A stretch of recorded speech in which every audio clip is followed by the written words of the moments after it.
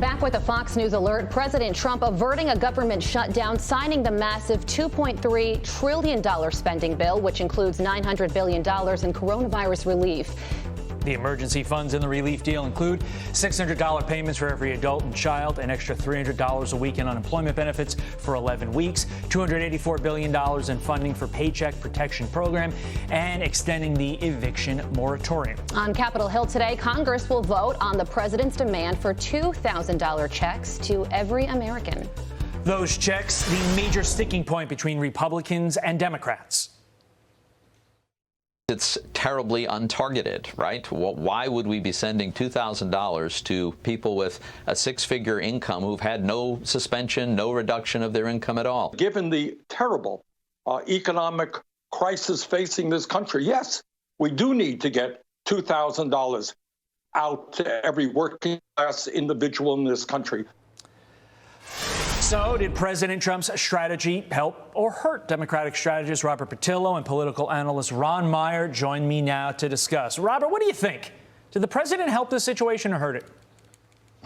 He hurt the situation. Let's understand that President Trump had the ability to come out over the summer or even in the spring and say that he was going to demand $2,000 direct payments to individuals. Why would you wait until the entire bill has already been negotiated and passed in order to throw a monkey wrench into the middle of it? These checks could have been going out this week, according to Treasury Secretary Mnuchin, but it's been delayed because of the president's breaking down and stopping these negotiations and trying to do this in a separate bill. We know that we're going to have Republican recalcitrance. So, of course, he hurt this process.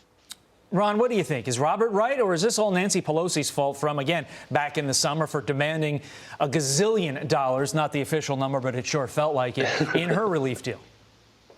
Well, that's it. I mean, we can play the blame game all day, but Trump supported $2,000 plus payments for as long as I can remember, certainly going back to June. And yes, the Democrats did pass something, but it was filled with every sort of rider and spending package that was their dream, including bailing out states that haven't been smart with their money. And so, I think we can go back and forth and blame and say, well, it could have been done earlier. We all know this. The Democrats were never going to pass a bill before the election that the president would actually be able to sign. And so they filled it with stuff that would make it totally unsignable because they wanted to make sure that nothing passed before Joe Biden was able to secure victory. And so that's been their strategy from day one. And so I think the president, supported these big checks for a long time. He still supports them. He'd support a standalone rider that increases it to $2,000. I think at this point, no one's really caring about federal spending, and the president certainly understands that. And I think he feels like direct payments are, giving people their money back. And so that's really the least we can do when we're sending money across the world to various foreign countries. Right. All right, let's switch gears to topic 2 now. The president firming up his Georgia rally planned for the day before those critical runoffs there in the Peach State. What do you think, Robert? Do you think the stimulus signing is going to sway voters in any way, shape, or form, or are the results in this one already baked in?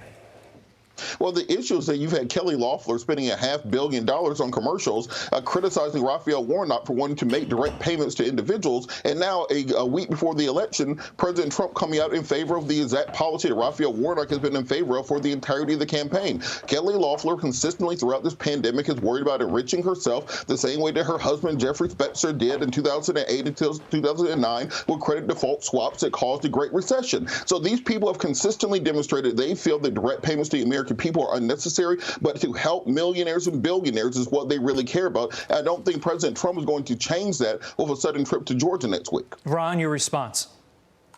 Listen, I think that both of the current incumbent senators voted for the relief. I think they've supported additional relief from time to time. And what it comes down to really is momentum and people wanting a true check on government.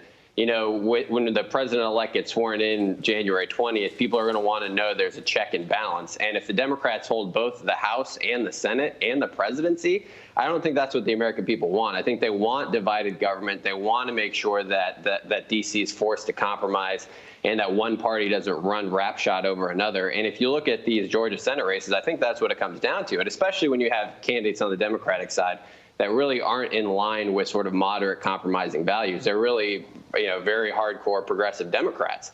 And so do we really want the Senate to be taken over in that way when we could have one party control? I don't think so. And I think that's That's why you're going to see President Trump go down there to try to get some momentum for the Republicans to close this thing off. And I think that Republicans do have the slight momentum here, but it's going to be close. And you have to wonder if the president really just held his nose and swallowed his medicine here, because even though he hates the pork in his bill, he doesn't want to do anything which distances the two Republican senators there and potentially makes them lose. Yeah, it's all about Georgia. It's all about Robert and Ron here on a Monday morning. We appreciate your time and your insight, gentlemen. Carly, over to you.